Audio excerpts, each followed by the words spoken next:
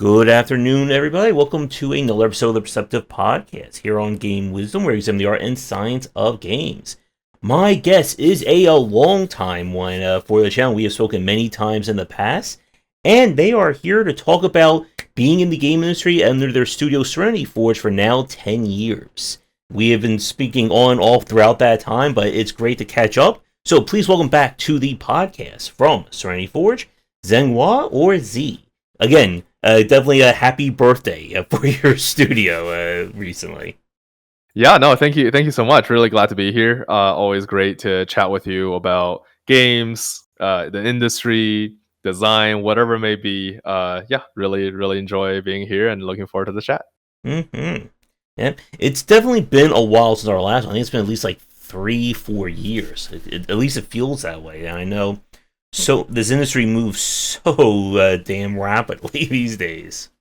Yeah, definitely. I know that we had other people from our team chat with you, Mm-hmm. other devs that we work with, etc. But personally, yeah, you're right. It's probably been a couple years at this point. Mm-hmm. But yeah, no, it's I think just more reason to chat now, right? Mm-hmm. Yep, we spoke with Zollers, I think it was Long Gone Days, and as I was just telling Z, I'm always looking for a guest for this series. So if you're a developer working on an upcoming game or just want to talk about game dev, please reach out as I am always happy to chat. But yeah, it has been quite a bit, and it, like I said, like it's your studio, Serenity Forge. You guys have now been around for 10 years, and that is always, I think, one of the more challenging aspects when it comes to just about any aspect of the game industry, let alone being an indie dev. So I think the first thing I want to like talk to you about is kind of like how has the studio changed over the past decade? Because I know when we first chatted again many years ago, you were just kind of like a small team just doing indie projects, and then I think it was what like 5 or 6 years ago you started doing indie publishing, and then things have kind of grown from there. Yeah, I mean, we started talking at a pretty early time. The first time that we spoke, I still remember very vividly that day. I was like super tired that day, and Zachtronics was also on the panel. Mhm. So the whole thing was kind of nerve wracking for me. Just kind of being starting doing video games. And yeah, I mean, at that time we were pretty small. I don't know if I've graduated college yet. At that point, I might have just graduated college. And we were mostly talking about Lunar Wandering Stars at the time, which was a project that I started my second year of college. Mhm. So yeah, I mean, overall it was pretty early on. We're just essentially a bunch of kids making video games in a basement.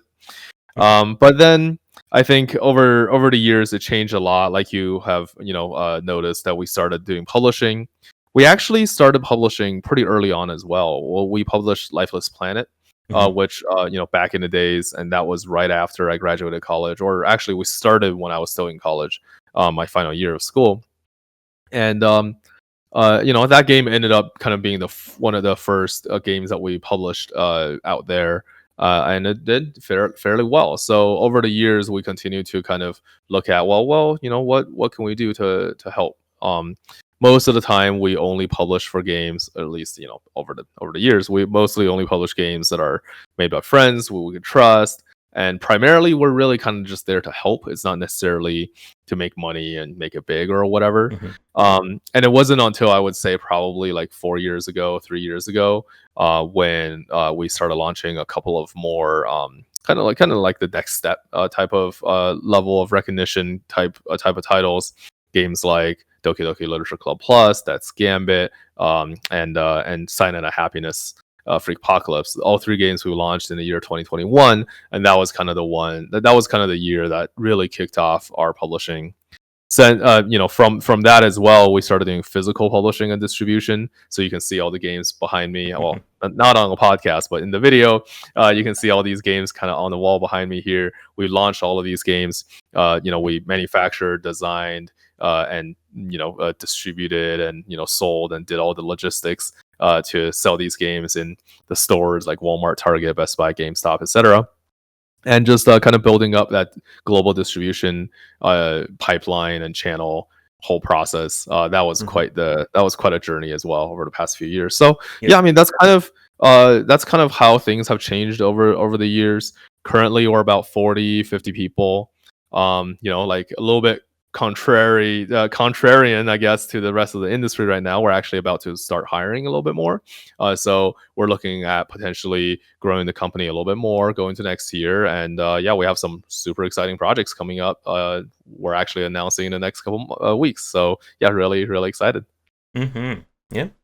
And that kind of growth is always like the challenge when it comes to the industry, especially when you're starting out and kind of like going like step by step as your studio grows. Like again, like for myself, things have been like very slow growth just because again, like the industry itself still has like that trouble of expanding if you're not like covering like the latest and greatest.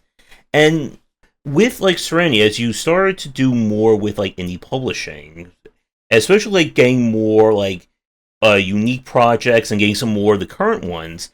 What was it like? I guess like dipping your toes into the publishing side of things. Like again, like the studio originally started just as a developer. So how did you like learn or grow to do more in terms of the publishing side? Yeah, I mean, I kind of started all because Lifeless Planet. When Lifeless Planet became a project for us, it actually wasn't entirely by our choice. It wasn't like we were looking to start publishing games and then we came across the game we wanted to take and then did it. It was actually because at the time we were just a bunch of devs and we already released games on PS4, Xbox One, Wii U, and we already know how to do the porting. And just so happens that a developer friend, the Dave Board, the creator of Lifeless Planet, really likes us. He loved Luna's Wandering Stars. He likes science and physics and space. So we kind of got together, had dinner, and he actually paid for our PAX booth for that year because we're just a bunch of college kids. And then he was like, "Hey, you know what? If you guys are able to port the game, you guys can take over publishing, and like just go do the thing. Like you want to do it." So well, we thought, well, we love the game, and we do know the work that needs to be done. So yeah, why not? So we kind of came in here, took a small cut of the sales, and basically did all the work that's required. And it was honestly, if anything, Dave probably started a publishing branch, not me. So from that point onwards, we kind of adapted this philosophy where when we think about publishing, it's very different than I think what a traditional Mm-hmm. publisher does. The way that we look at it, first of all, I was a solo developer, to start. I was Yeah. doing all the game making thing, and I always thought that I was just going to be making games. Didn't think I would get into kind of more of a publishing business. So when we approach publishing, it's always very developer centric. It all focuses on kind of what is the developer mindset, what is the Mm-hmm. creative intent of this game, what is the IP's value and its image. And Mm-hmm.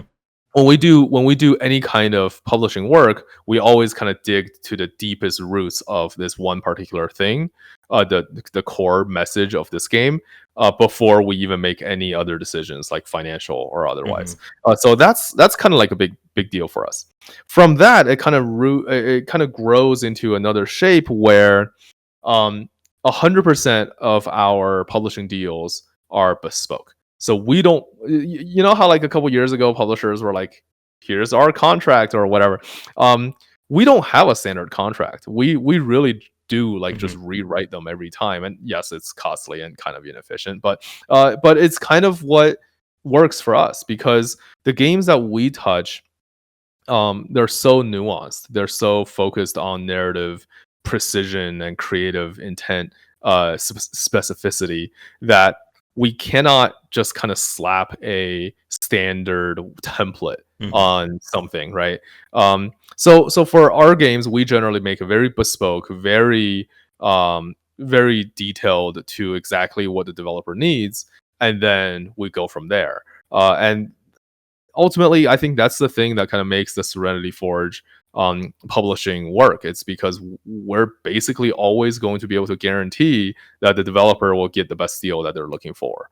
Um, with that said, we are very selective as well with Mm-hmm. kind of what we do. So ultimately, nowadays we get probably a pitch every 30 minutes or so.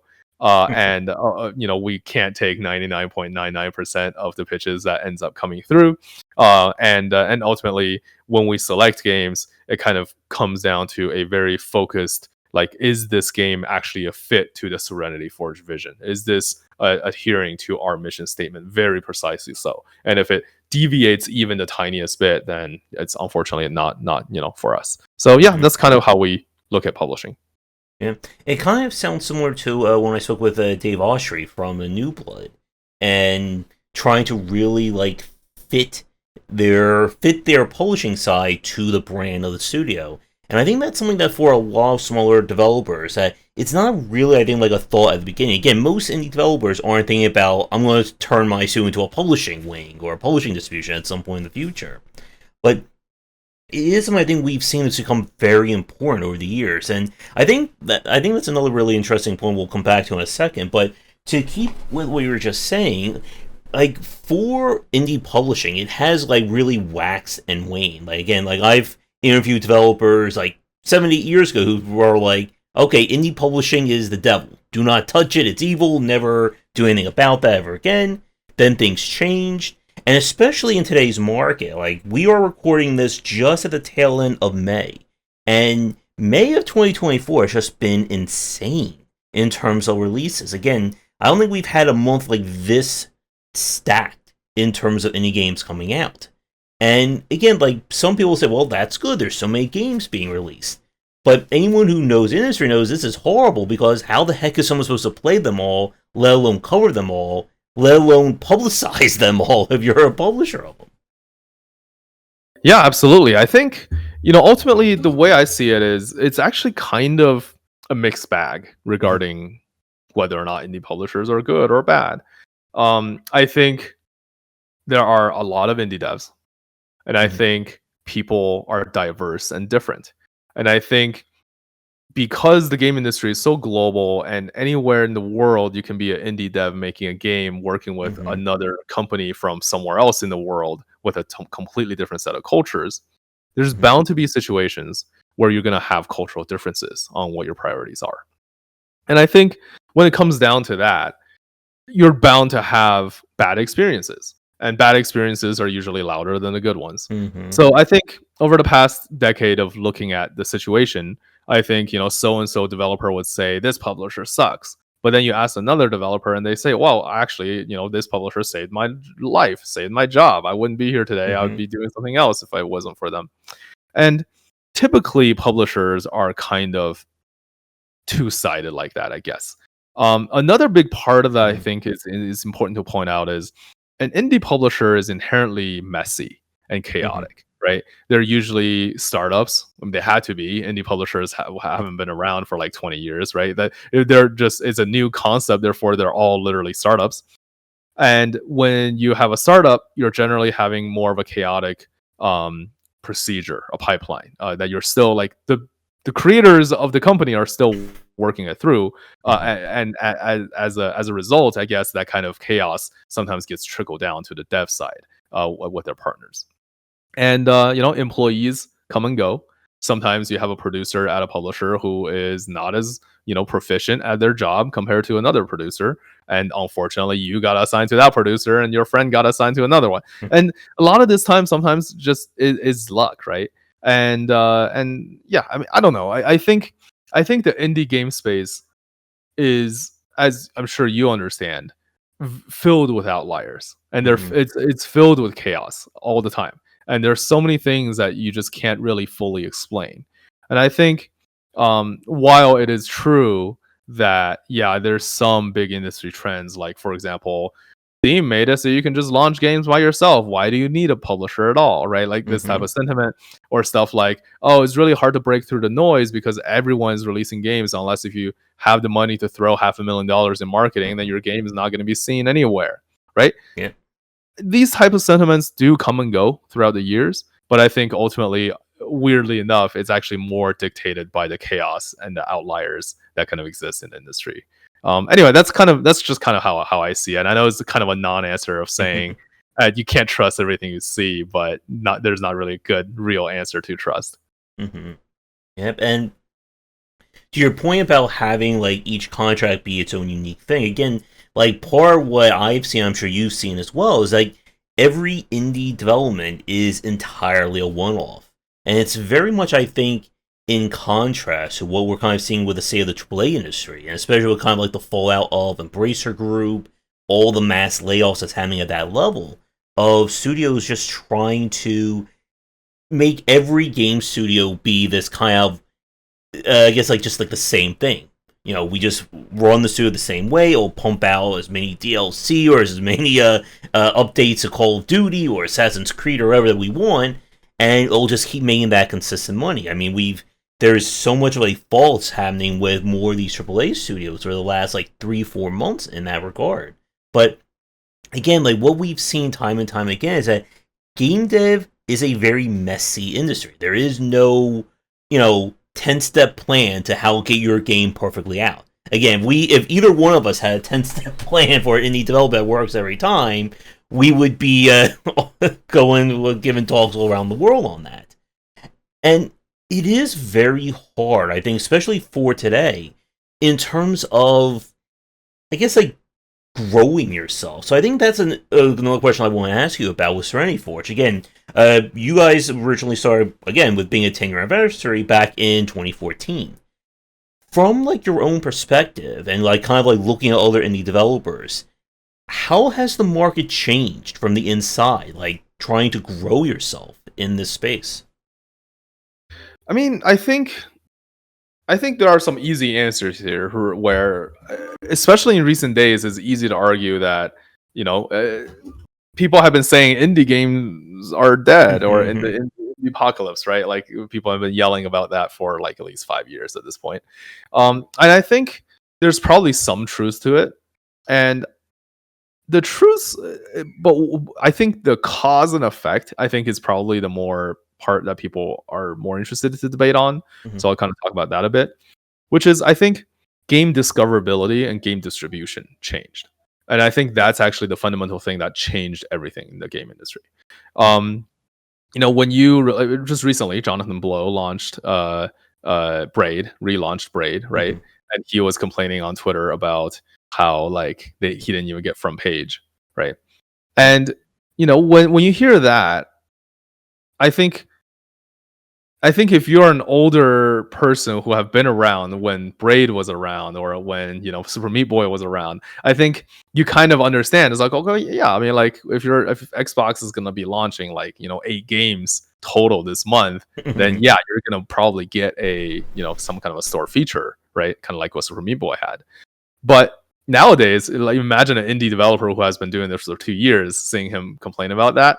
Like what world do you live in? Right? Like it doesn't make any sense. You're competing with the rest of us, just we're all competing with each other, and there's 30 games every 2 hours that's being launched. Yeah, I mean, like speaking about like classic games coming back, we had the latest game from the To the Moon developers that came out, I think it was last year, and it just like popped. Like it came out, no one played it, no one ever like really spoke about it, and it just disappeared.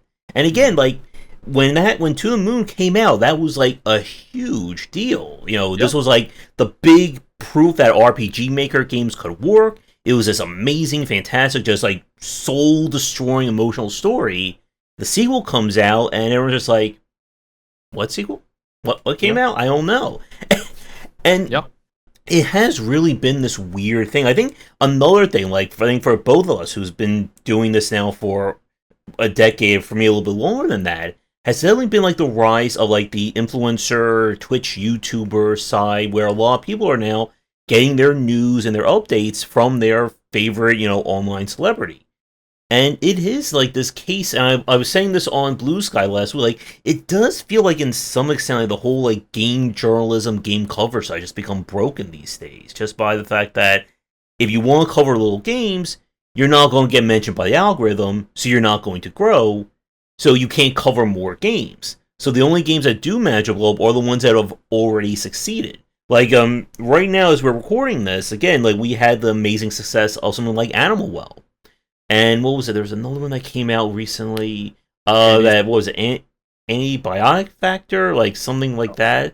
And even earlier than that, we had something like Lethal Company. Like it is that case where you can go into this, and again, like for yourself as an indie publisher, like you can go into a games development or a games publishing with this whole, clear plan of we're going to release press releases and trailers at this date. We're going to contact people, and nothing comes of it. And then you can have a game that, because some famous YouTuber decided to show off like as like this weird thing for 10 seconds on their stream, it turns into the next Only Up or the next Lethal Company. Yeah, no, it's true. I think indie games inherently is a gamble, right? There's too much luck involved for there to be a guaranteed success, unless if you're Supergiant Games.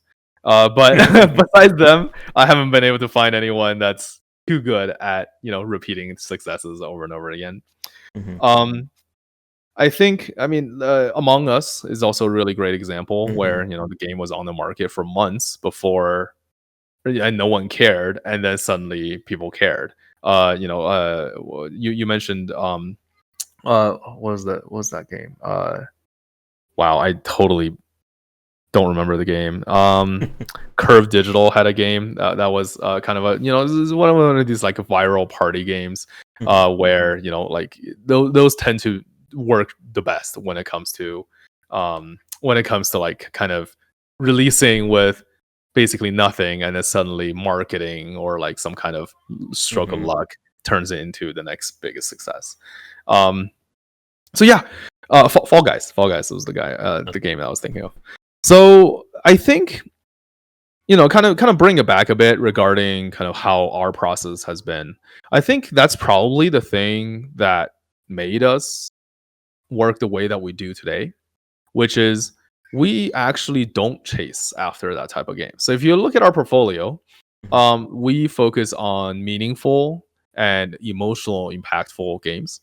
They tend to be narrative-driven games. They tend to be games with a ton of literary nuance in kind of what they're about.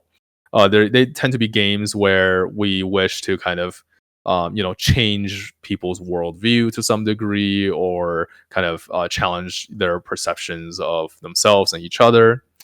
So this type of game, if anything, kind of exists in a different industry than some of the other games.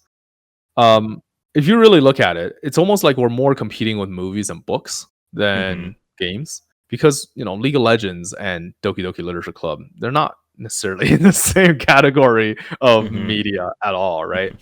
So I think that's probably what makes us work a little bit at times kind of not with the flow as much. When the industry is really exploding, we're good, we're comfortable, but we're not becoming, we're not throwing millions and millions of dollars at things.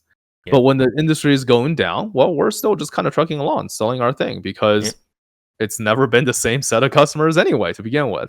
So, last year we actually had our second most profitable year, second highest revenue in the history of our company. And this year we're looking to even beat that again. So you kind of, we see people getting laid off and studios getting shut down every, twice a week, basically, at this point. But our company, we haven't seen that on our end. And I think the reason is not because I'm such a genius, financial designer or whatever. It's really just because our company vision kind of allows us to have a certain level of slow and steady kind of path to success.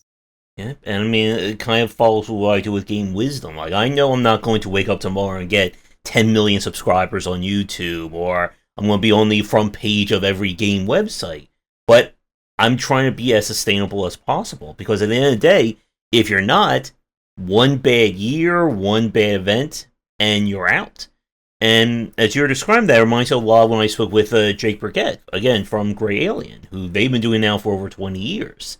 And it is like to your comparison about kind of like the games Serenity Forge makes and kind of the grand market, it is that kind of challenge of, I guess, like having games that feel like evergreen, that you're not chasing after, Bullet Heavens. You immediately rush out and try to make a Lethal Company clone when it first blew up.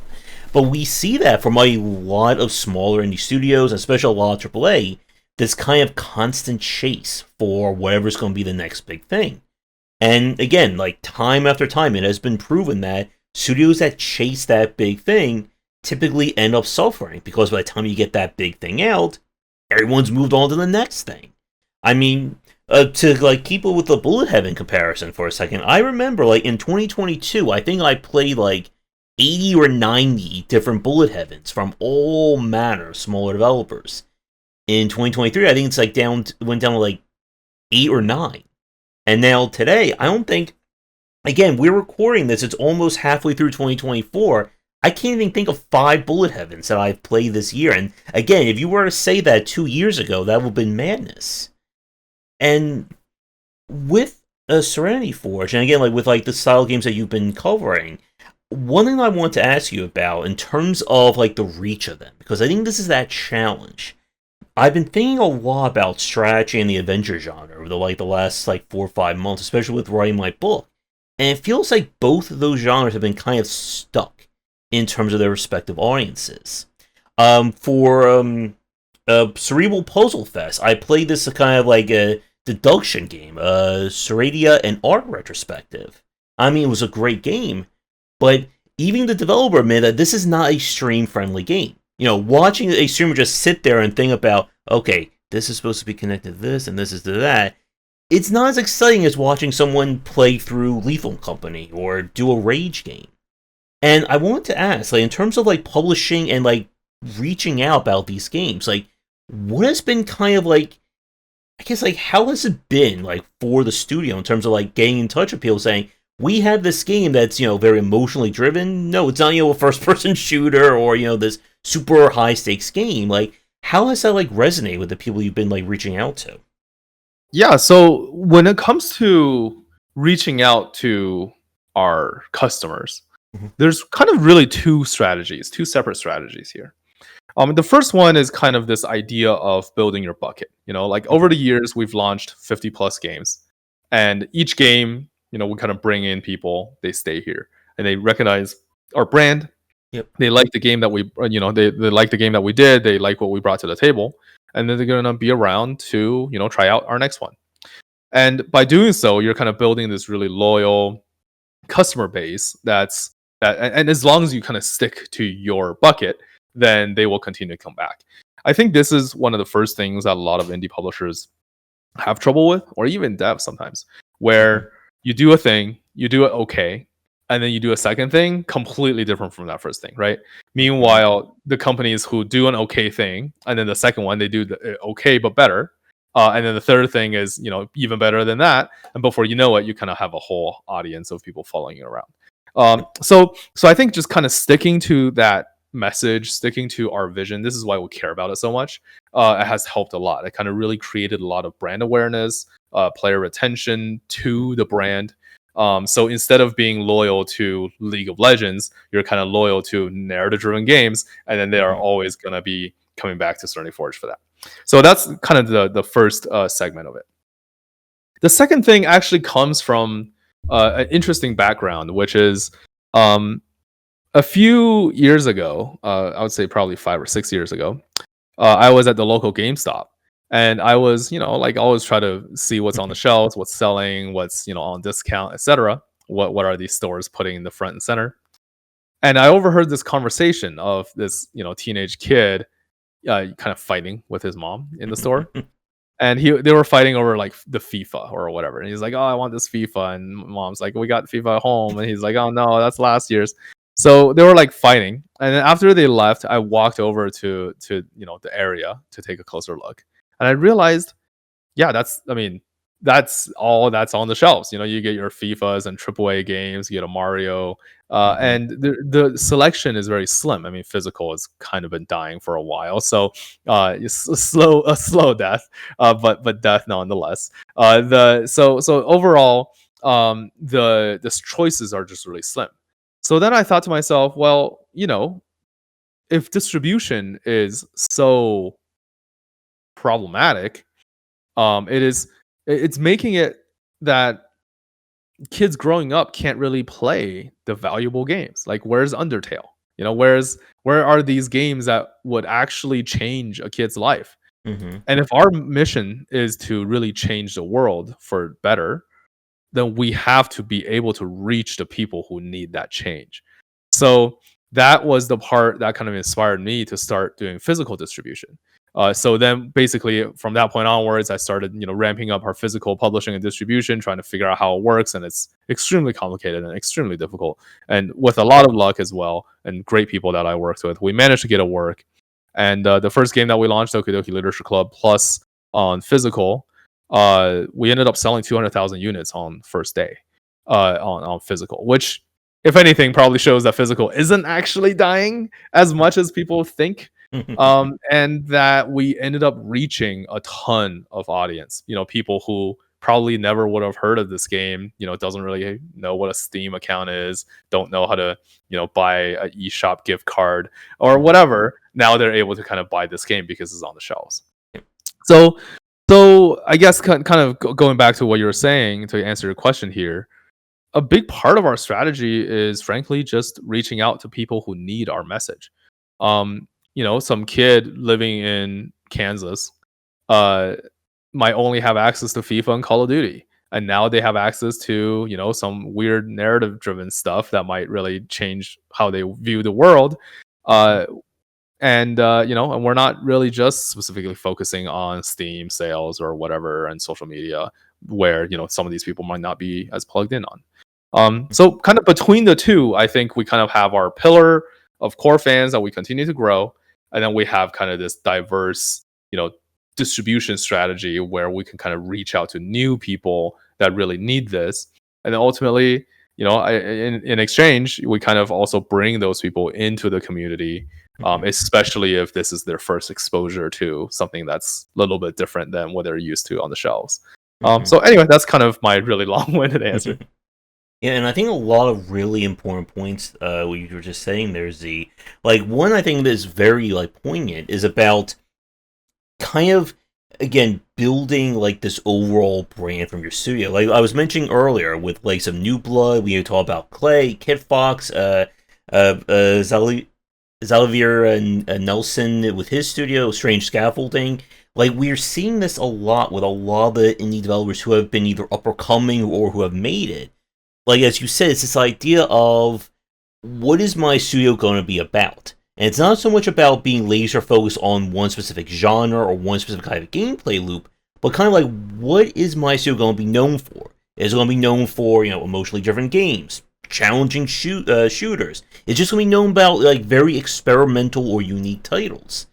And you need to, again, like, I think, have that kind of establishment of your studio, because, again, like, as you were saying, I've seen indie developers who have made, like, all kinds of crazy pivots. This is my first game, it's a shooter. Now I'm making an RPG. Now I'm making a real-time strategy game. And if you're not able to establish, like, what, like, your brand is, people aren't really going to stay around.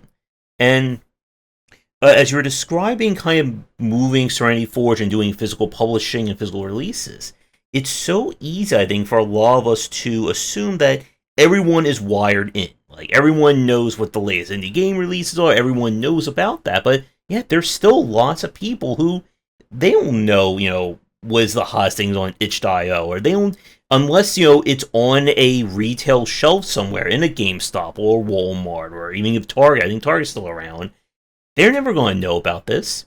And it may be that game that changes how they think. Again, a lot of what I've grown over the past 10 years has been covering just indie games. Playing games that you would never see being mentioned on, a major website. And it is, I think, very important for that. Not just in terms of, making life better for people, but again, just in terms of, like, studio life. You don't know, as a developer, who your audience is your reach is. So if you can get your game on a store shelf somewhere, you may get someone who's never heard of you before online, who now loves your game. And then they're going to tell their friends, and they're going to tell their friends. And it is very much about this kind of, again, like, this momentum that you need to build as a developer. Yeah, absolutely. And like, to give some devs credit, it's not impossible. In fact, there are ways to kind of make it work really well. I know that there are developers out there who, like you said, kind of pivot genres around. But they kind of keep a centralized message that kind of makes it work. I actually think Supergiant Games is a good example of this, where their games are not technically the same kind of games, Maybe the closest thing, like Bastion and Hades, a little bit alike. But if you look at Pyre, that's like, what even is that? Like 3v3 basketball games. Um, so I think if you look at a company like that, they clearly do have something that's very centralized. They have a strong sense of discipline. They have a strong sense of creative, um, how do you say it? The creative struggle, right? Internal struggle for the good, for kind of improving iterations. Um, and they're able to kind of inject that culture into anything they do. Yep. I mean, I have told this to Greg just a couple months ago that I believe that it's actually impossible for Supergiant Games to fail in making a game, because it doesn't matter at this point what they do. If Hades was successful, which honestly was not a mix that was supposed to be successful. I mean, if you look at it, it's got what Diablo mechanics, which happened 20 years ago. It's got or 30 years ago. It's got dating sim elements, which has been around for decades. It's got the art style. It's good, but it's not like super special. Not like a selling point on its own. And then lastly, Greek mythology. It's like that's been around for thousands of years. So overall, they have literally done nothing new with Hades. The only thing new that they added into Hades was to make a perfect game. No one has done that yet. So they decided to do that. And I think having the discipline to be able to do that just makes it so that they're infinitely resilient to what could potentially happen, because they're always going to make perfect games. And I think that is probably the piece as a counter argument to kind of what you said, where it's not necessarily they need to keep on building the same game over and over again, but more so that they have to keep on building this kind of nuanced, kind of like this idea of like how they create. And if how they create is purely just in JRPGs, sure, you can keep on becoming a very good JRPG company. But if how they create is something else that's a little bit harder to put into words, like Supergiant Games, then they're able to keep on building towards that too. And ultimately, I think that's kind of what we care about too as Serenity Forge, where not all of our games are in the same genre. In fact, I actually prefer that because I think meaningful narratives can be in any genre, and the ideal is that you have like a mechanic that's there to serve the narrative, to kind of deliver a human message at the end of that stick. So yeah, that's kind of how I see it.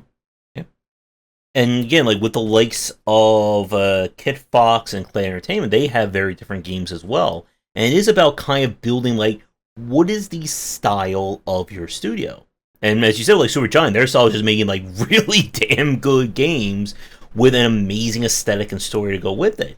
And people get excited about that. And if I've said this before, like, if they enjoy your one game that could be a completely different genre, chances are they're going to try out your next game if it's a completely different genre, just because of the strength of you as a studio. And it is something that I think for a lot of developers, like, that is kind of like the dream goal to achieve. That you can just announce a game, doesn't have to be anything related to what you've just done, and you have, an army of people are like, oh my god, so-and-so just released a trailer for this? I got, wish list, I gotta check this out. And a lot of that, and I think this, again, to go back to Serenity Forge's 10-year anniversary, is about being able to sustain yourself long enough to have that kind of brand and that fan base. Because, again, I'm sure you're aware of, I'm sure anyone watching this live record is aware of, a lot of studios do not make it to 10 years. A lot of indie studios don't even make it to 5 years. And it is this industry is very harsh in that respect. I mean, last year we lost Me Games, who, again, like, they did Shadow Tactics, like, one of the more standout games, like if this was like any other industry, that would have probably kept them going for years, just on the word amount of recognition of that one game alone. But as we're all aware of, one game does not sustain a studio anymore. Like, it did like 10, 15 years ago with the likes of AI Wars, Minecraft. Today, people are just like, okay, you made this really great game. What do you got for me now? And if you don't have an answer to that, they're not staying around for that. Yeah, no, it's hard. It's hard to believe, but we're actually, I think, the oldest game company in the state of Colorado as of right now. Nice. And it's, I mean, the same people would, like change their names to another thing. And Idle Minds became Deck Nine at some point, and Sony Online Entertainment's office closed down but became Direwolf. So there are certain, organizations that are still relatively around in the same way. But as kind of like a full straight through company, we're definitely the oldest as of right now. Mhm. And to kind of answer your question there, or comment on it, I suppose, the it's all about risk management, right? Mhm. Yep. There's no limit to how far high up you could go, but there is a limit for how low you can go. And it's a one way street when it comes to this stuff. And basically, uh as a company, so before I started running Serenity Forge, I was in finance. So I had a pretty strong financial background, which I Mhm. think helped a lot. I have probably a much better understanding and just kind of gut instinct about money than I would assume, other kids in Mhm. mom's basements writing video games. So as a result, I think from day one, it was just a lot easier for that kind of for this kind of financial risk mitigation to be kept in check. I Mhm. think companies generally close down for a couple of reasons. Uh, I really mean probably like there's like two. It's either financially a problem or like Mhm. some kind of a cultural, mental, toxicity that needs to be resolved. So I think from an early time, I was able to identify this problem or this kind of situation. And then I basically just kind of made it my job to really stay on top of both, to make sure that Mhm. we never make any financial decisions that are too out of whack, and Mhm. also keep things, culturally safe and happy within the company to make sure that that's, one of our top priorities that people love being here, enjoy being here, and we support each other, right? Mhm. So there's that, and then I think it's easier said than done. Practically what ends up happening is that I would consume a ton of resources, and I even went back to school at one point to learn more about management, and just being better at doing what I do and constantly growing in that space helps it so that the company can grow, and I can grow kind of with it. So that's definitely a big part of it. I think um, I think another big part of it is that I play a lot of games. I really do. I mean, it's weird for me to have to say this, but I played to the completion of every game that Serenity Forge has his name on. Uh, I don't think most companies, especially publishers, our size, the CEO is able to say that. I think most people who work on games, like even the artists who work in a team on a game, probably wouldn't be able to say, I actually played to completion of this game. I think most people just don't actually do that. I know it's also weird for you to hear that, considering how you're a professional game player, Mhm. especially indie games. Mhm. But yeah, that's just the thing that people don't usually do. Playing games helps a lot. Typically every year I play about 400 to 500 games. I just play a lot and Mhm. learn about what's actually out there. So that way I actually know what kind of choices I'm making. Meanwhile, a lot of these video game companies, especially once you get to the double A, triple A Mhm. space, these executives probably haven't touched a video game for decades or if Yep. ever in their lives. A lot of these people are just here for the money or just here for, because that's what they've been doing all their lives and they can't really go find a job in a real industry. So they're stuck in the game space. It's surprising how many people in this industry do not actually consume the product, especially on the upper levels. So, Yep. so I think that's probably a big part of what makes us work too is it's like again ironically I'm like one of the few out there who's actually just actively voraciously consuming all of the games out there to learn from it. Yep. And as you're saying, like again, like we saw this with the whole like Embracer just collapse. I mean, even stuff like the whole like Unity, like when last year, what was it, John Riccatello just completely like betrayed the trust of like every like indie developer, student, teacher on the planet who use Unity. There is like this idea again, like I was saying this earlier about a lot of people view or try to view video games as just like a very just linear slate of decisions that you just do this, release the game perfectly, it makes X amount of money, you're done, we move on to the next game. It doesn't work like that.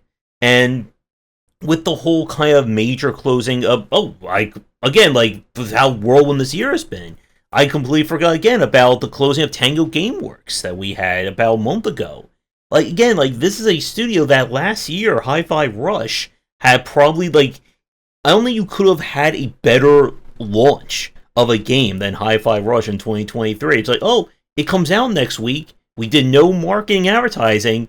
It takes home Game of the Year award. Everyone loves it. Now we close the studio 1 year later. And again, like for every one of us who play video games, we consume games, it's like, what the hell just happened? And then they say, oh, just some marketing executive thought, well, they didn't release anything this year, so obviously they're not worth it. Let's just close that studio. And again, like you're right, like there's so many people at like the top levels who don't play video games. And again, like you can come into this industry with a financial background, with a background in, legal law and all that, and think you can make a video game. Well, that's great.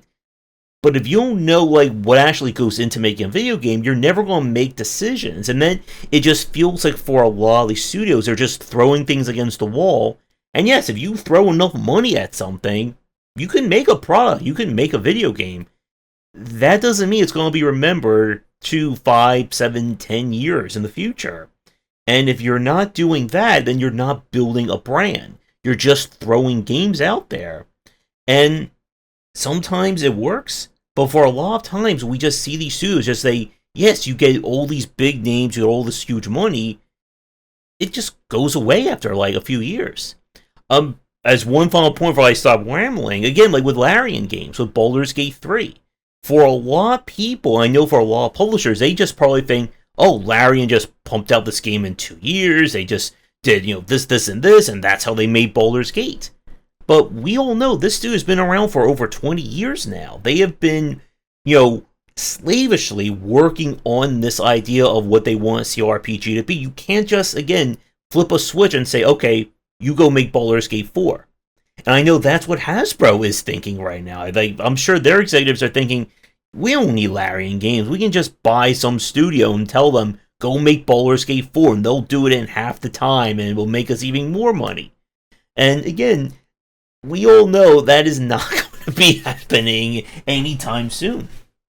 Oh yeah, absolutely. I mean, you won't believe the amount of Among Us clones or Hades likes, or a lot of these, a lot of the these Spire likes. Pokemon Go is a big one as well. Just like, especially non-video game people, like people like in the tech industry seeing something, people in the finance sector seeing something, coming to similar companies, going like, oh, how much money can I pay you to make a Pokemon Go? But insert blank thing there that they want to see in the game. And it's ridiculous. And I think it's one thing to kind of look at it on the surface level and laugh at them, but on a deeper level, I think maybe the important thing to note is that ultimately what people are driven by, these decisions are driven by personal incentives, right? Some people are incentivized to raise money, and then they would go out there and raise money and lie about the product to try to trick investors into giving them the money. Some people are middle managers trying to push for a certain milestone. They try to get more money for their team so that their team is well fed and happy with their management, and that people are not quitting on them, and then they're now doing all this stuff. Once an organization gets a little bit big, and especially since we talked about how chaotic and young the game industry is, we haven't really sifted out any kind of best practice in this situation yet. So a lot of times you mix that money with confusion and chaos and multi-tiered personalized incentives that might conflict and go the wrong ways. That's how you end up with just complete garbage multi-million-dollar titles that have like 50 mixed reviews on Steam. That's kind of what you'll end up getting. And I think from your perspective, from my perspective, people really do understand the game industry, or at the very least can look at it as a consumer of the game industry, would see the past few years. I mean, you talked about a few companies. I won't name anyone because a lot of peers, in some of these companies. But you said a few companies that are going under, or shutting down studios or whatever. And then you look at it and it's like, well, yeah, I mean, like they haven't done jack shit. And Hmm. like of Yep. course, like honestly, like so many dollars went into some big company, and then you look at their terrible title that has 50 reviews on Steam, you're like, well, yeah, of course you're gonna go under. You had Hmm. no clue what the hell you're doing. And I think that's really kind of on a deeper level what happened is that Hmm. it's mistakes not only from people who are at the top not really knowing what they're doing, it's people in the middle who are working with kind of a broken structure, Hmm. and then ultimately all of that kind of trickles down into the customers looking at the current landscape of games, and there's this idea of it's oversaturated. I don't actually believe games are oversaturated. This is probably a very contrarian view. I don't actually believe video games are oversaturated. I think the game industry is too messy to create quality products. I actually think that's the real problem. Because I think if you get a Hades every week, people are still gonna fucking buy that Hades every week, right? Hmm. Because they're good games. And I think what we're launching is just garbage 99% of the time. Therefore, it's seen as oversaturated. It's just a good way, kind way of saying that our industry doesn't have its shit together. That's really what I mean. But anyway, that's kind of a good closing remark, I guess, and hopefully kind of gives you a little bit of perspective on how I see things are going, and maybe things could go for the better. Yeah, again, I what we just said there is, I think that's like an hour and a half conversation just on that one last phrase you just said. Trying to think if there's anything else like really fast. So I know we're right at time. So I guess for Serenity Forge, anything in terms of any like major announcements, anything you want to tease, anything you got planned like in the coming weeks or months from the studio? Yeah, so we have some major announcements in the next couple weeks, which is really exciting. I don't know if this is too much of a hint. I hope not. But there was a particular game that you mentioned during this call that is not currently associated with Serenity Forge, but will be. And that's really exciting for us. And that'll be coming out later this year with additional news, of course, and even new games on top of that. And then yeah, I mean we're pretty busy between now and the end of the year announcing launching new titles. We just Mhm. recently announced Centum and Keylocker, both of which we're really excited by.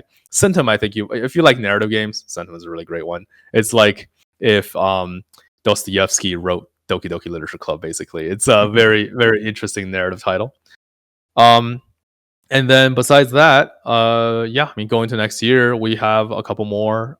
But as a publisher, I will also say, if there's any devs watching, let me know. If you're looking for a publishing partner, we're looking to sign some new games probably, by end of this year. Mhm. So if there's any games kind of line up with that timeline, then I'm really excited to take a look. Hmm. And the best part about that teaser is I don't even remember all the names of the games I rapid fire through during this call. So That's why I was a little nervous because it is, yeah. no, everyone watching, go back and rewatch it and see if you can spot the game. But yeah, again, like we could. I know we've had like 2 to 3 hour chats in the past. I know you're busy. At some point, I should probably get some lunch and do some other work today. But if you're free in the coming weeks, I'd love to have you back on. There's still a lot we can talk about. Especially, I really do want to talk more about kind of going to like the physical publishing side of things and kind of like how that has really like shifted for you and Serenity. Yeah, absolutely. I'm actually currently writing a piece with Simon Careless about the physical stuff. Once I'm done with that, it would actually be good because then it'd be fresh in my head, and then we Yeah. can talk more about it. But yeah, I mean, overall, that sounds like a great plan to me. All right, sounds good. So, before I do my end of podcast speech, social media wise, anything you want to promote, anything you want to mention, and of course, I'll include links to that in the recorded version. Yeah, I mean, nothing too special at Serenity Forge on things, or just Google it. Honestly, it's everywhere now. Unlike with the last time we talked, and if you want to find me specifically, the best way to do so is probably just on Twitter at Zhenghua Yang. So my full name. That's where I am. Yeah, we have an email newsletter that usually and Discord. That's usually probably the from a community perspective the best way to get the most in-depth news from us, as well as discount codes to our store, giveaway links, and special treats and stuff. So yeah, go check out our Discord and our email on our website. All right. Well, like I said, Z, we could certainly chat for hours on end, but we'll end things here.